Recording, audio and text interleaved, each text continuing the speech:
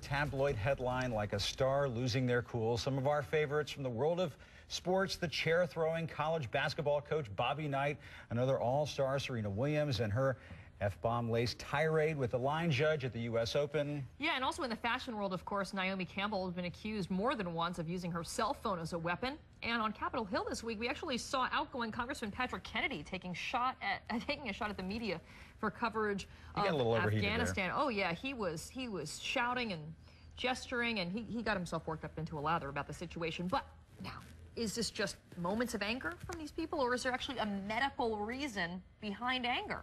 Here for an AM House call this morning is Dr. Emil Coccaro. He is head of the Department of Psychiatry and Behavioral Neuroscience at the University of Chicago. Thanks for being with us this morning. Glad to be here. All right, so we showed some of those outbursts, the classic road rage, airline rage, some of the things that we hear a lot about. Is rage really part of our social culture? Has this been a problem all along? Well, anger and rage is a normal emotion, so you're going to see it in people from time to time. The question is it too frequent, and does it get you into trouble? And what's a normal anger response? I mean, there's something called intermittent explosive disorder. I had not heard this before, but it's something that you're familiar with in your field.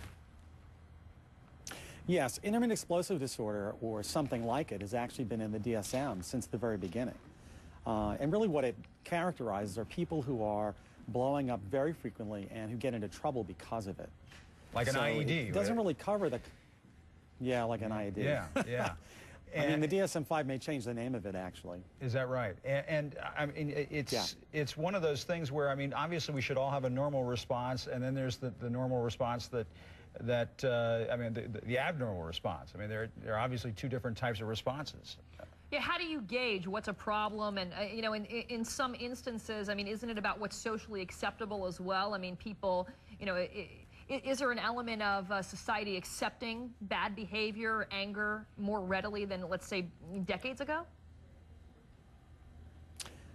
I don't know. It really depends on how public it is to some degree, but it really depends on how often it happens and the context in which it happens. So if you're in a high-stress sort of environment, people will cut you slack for having some outbursts. But even there, if you have them too often, it really interferes with work or interpersonal relations, it's going to be a problem for somebody. But blowing up occasionally is okay, it's normal.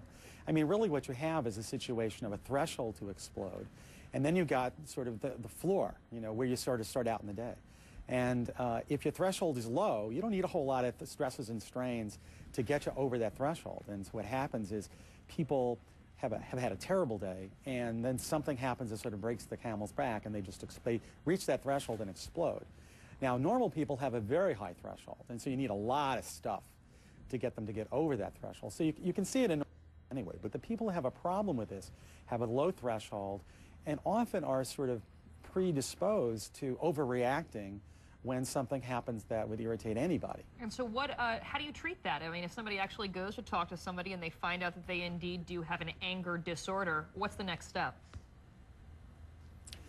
Well, first off, there's a biology, genetics, and a neuroscience to these kinds of problems. So certainly they can be treated. They can be treated with a specialized form of psychotherapy called cognitive behavioral therapy, and they can be treated by certain medications such as Prozac-like drugs.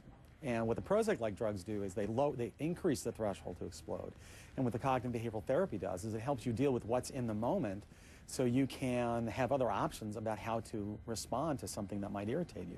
This is interesting. There was a quiz that was linked on our blog, and it was sort of an anger quiz. You had to answer some of the questions. For example, your car stalled in traffic, the person behind you keeps blowing his horn, and they sort of had a list of, are you mildly irritated, not irritated at all, moderately irritated, extremely upset, or very, very upset. And Jim and I answered these. Another one is being overcharged by a repair person. I believe the words were, who has you over a barrel? And then the last one was, somebody makes a mistake and blames it on you. And Jim and I took all of these. We, surprisingly enough, turned out to be relatively peaceful. The good doctor wants to know how he scored. And this was an anger management, not anchor management. Exactly. I took it too. You took it too? What did you get? I got a 57. I took it too. 57 out of 100. Well, I got an 18, but I think it's... 18? My goodness. I got an 18, but I got to tell you, my wife didn't think I got an 18, but... Were you conscious when you took this quiz?